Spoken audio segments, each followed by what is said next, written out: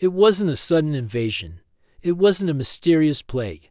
It wasn't even a lack of resources. It was the deliberate destruction of the unit of account. The pattern is unmistakable. The arithmetic is merciless. History shows us exactly how this ends. When a global superpower loses monetary discipline, it doesn't just lose money. It loses its soul. It loses its empire. And, eventually, it loses its geopolitical relevance. The Dutch guilder was once the world's premier reserve currency. It died the same way the dollar is dying today. This isn't prophecy. It is an autopsy of the past applied to the present.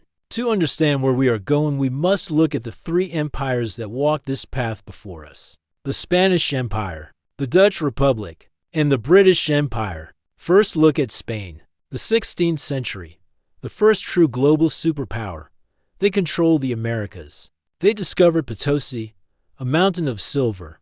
They thought they had discovered infinite wealth. They were wrong. They had discovered inflation.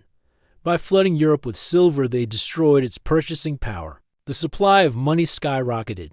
The value of money collapsed. This is the price revolution. Spanish industry hollowed out. Why manufacture goods when you can just buy them with cheap silver? The incentive to produce vanished. The incentive to consume took over. The middle class was crushed. A shoemaker in Castile could no longer afford the leather to make shoes because prices were set by the influx of new money. Meanwhile, King Philip II waged endless wars. He spent more than the silver mines could produce. The result was inevitable. Spain defaulted on its sovereign debt 4 times. 1557, 1560, 1575, 1596, the empire remained on the map. But the economic engine was dead. Just like Spain, the Dutch Republic fell into the same trap. This is the most critical parallel for the United States today. In the 17th century, the Dutch guilder was the dollar. It was the world reserve currency. The Bank of Amsterdam was the Federal Reserve. For decades, it was a beacon of stability. Every guilder note was backed by gold and silver in the vault. Trust was absolute. Interest rates were the lowest in the world. But hegemony is expensive. The Dutch faced rising rivals, specifically the British. The Fourth Anglo-Dutch War in 1780 broke the treasury. The costs were staggering. The tax base was maxed out, so the leadership chose the easy way out. The Bank of Amsterdam began to lend secretly. They lent non-existent money to the Dutch East India Company. They lent non-existent money to the city of Amsterdam. They broke the link between the currency and the asset. For a few years it worked.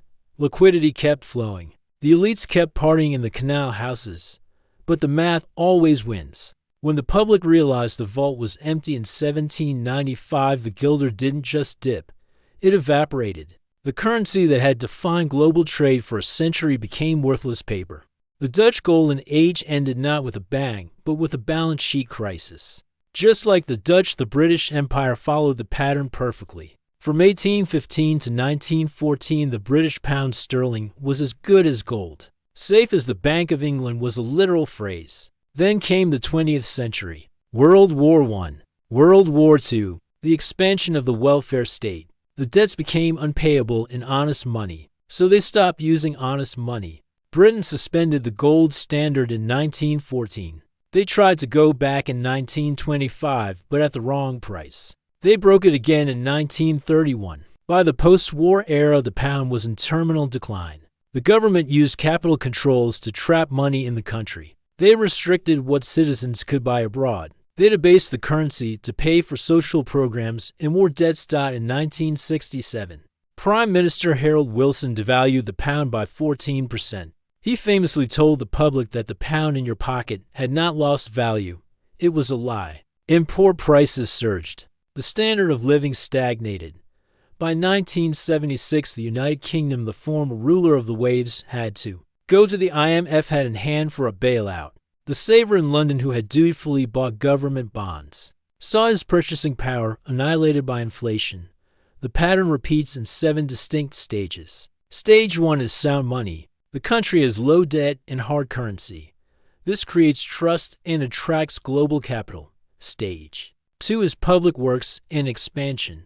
The society becomes rich. It builds infrastructure. It educates its people. Productivity rises, and the standard of living explodes. Stage 3 is peak prosperity. The country is now the dominant world power, but with dominance comes arrogance. The cost of labor becomes expensive. The society moves from producing things to financializing things. Stage 4 is overextension.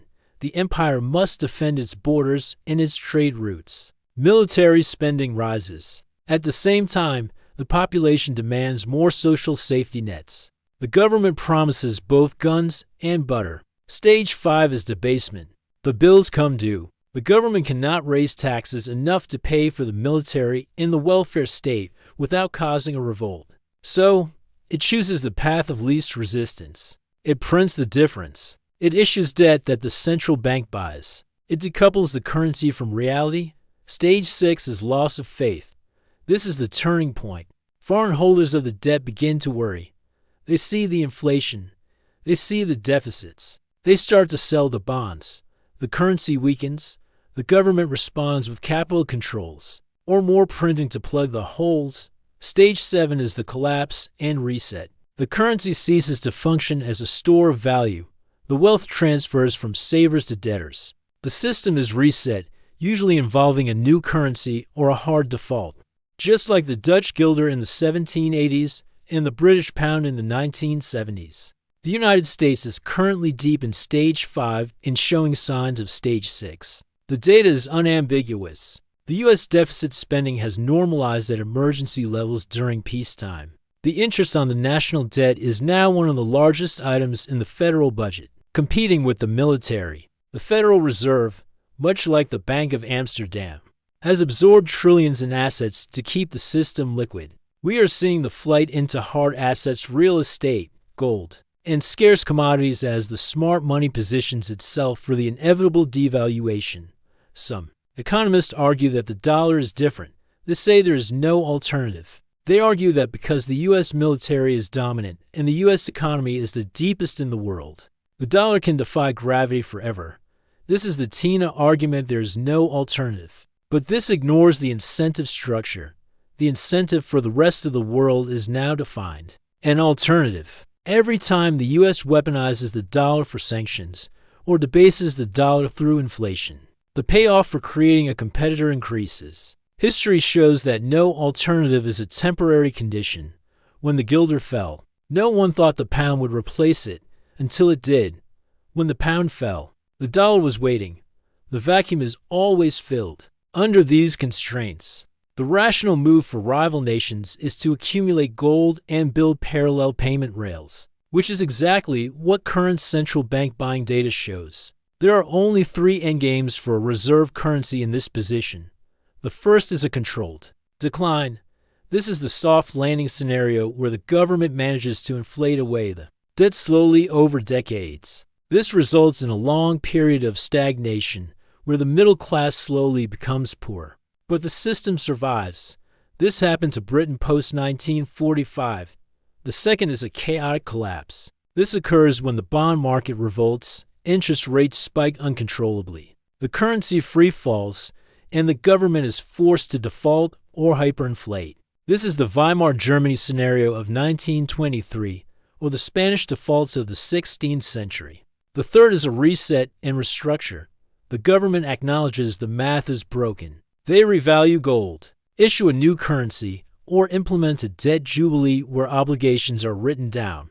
This is often accompanied by extreme social upheaval and a rewriting of the social contract. The only variable is timing and pain. Subscribe to this channel. Preparation is not about predicting the exact date of the crisis. It is about building resilience for when the arithmetic finally resolves itself. Educate yourself on monetary history, reduce your dependence on fragile systems, and pay close attention to the data, not the headlines.